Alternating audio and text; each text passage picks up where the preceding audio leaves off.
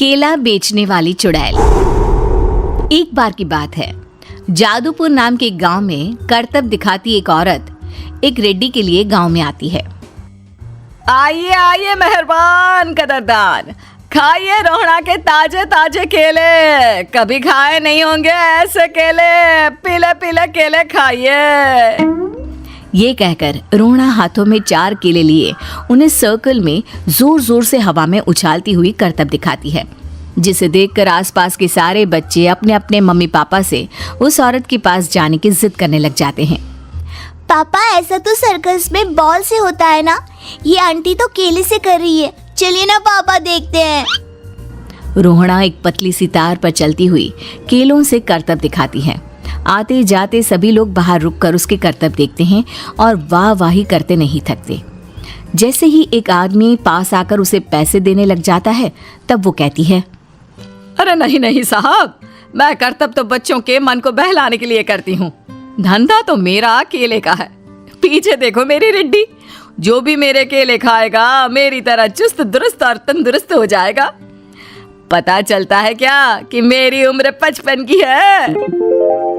अरे पर ऐसे ठंड के मौसम में कोई केला क्यों खाएगा?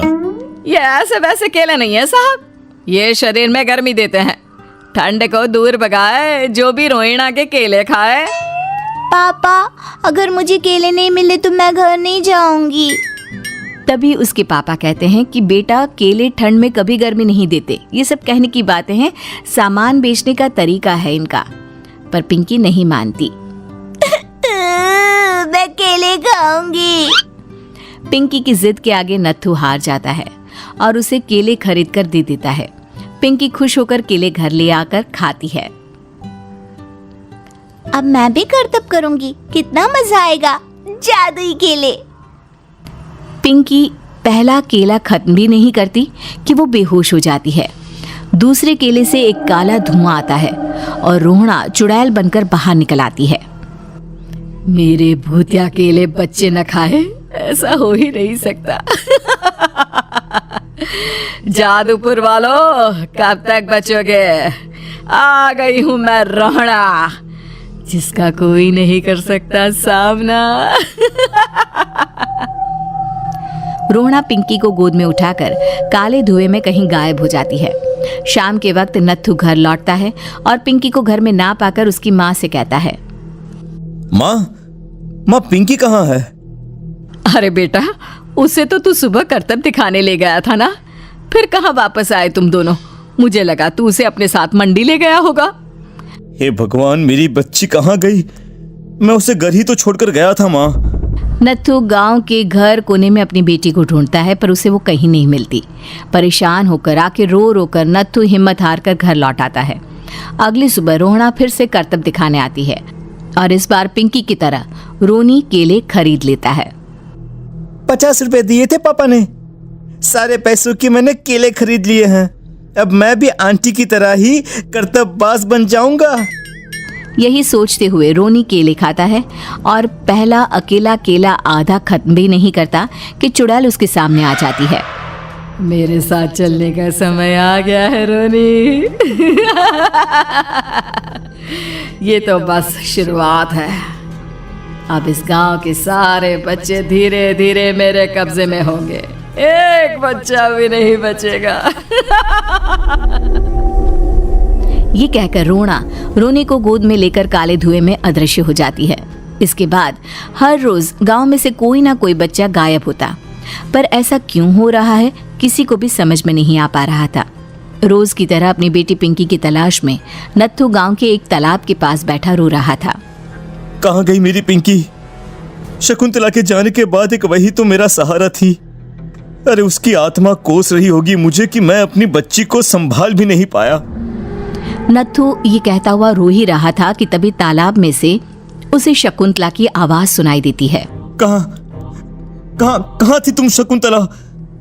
हमारी बच्ची और सारे गायब हुए बच्चे रोहड़ा के कब्जे में हैं।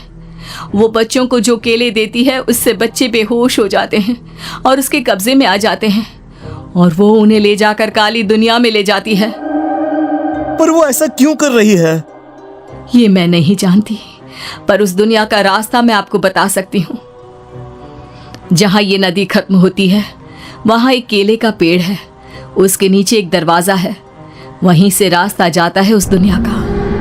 ये कहकर शकुंतला की आत्मा गायब हो जाती है। गांव के सभी लोग झुंड बनाकर उसी रास्ते से काली दुनिया में चले जाते हैं और वहां देखते हैं कि सारे बच्चे वहां काम कर रहे थे। पापा मुझे ले चलो यहाँ से। पापा पापा। सभी बच्चे अपने मम्मी पापा से लिपट जाते हैं। तो तुम लोग यहाँ तक आ गए? क्यों हमारे बच्चों को पकड़ लिया तूने? तुझे शिकार ही बनाना है तो ले, हम सब आ गए हैं, हमें खा ले। नहीं, मुझे बच्चे चाहिए, मेरे बच्चे के बदले तुम लोगों के बच्चे। क्या मतलब? मैं इसी गांव में रहने वाली एक औरत थी। केले की चोरी के इल्जाम में मेरे बेटे को गांव वालों ने इतना मारा कि वो मर गया। उसी दिन मैंने ठान लिया कि गांव वालों का भी वही हाल करूंगी।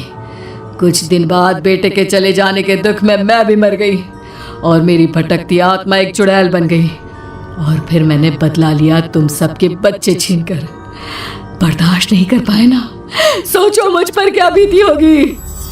हमें माफ कर दो रोना, पता नहीं ये किसकी गलती थी पर हम सभी माफी मांगते हैं।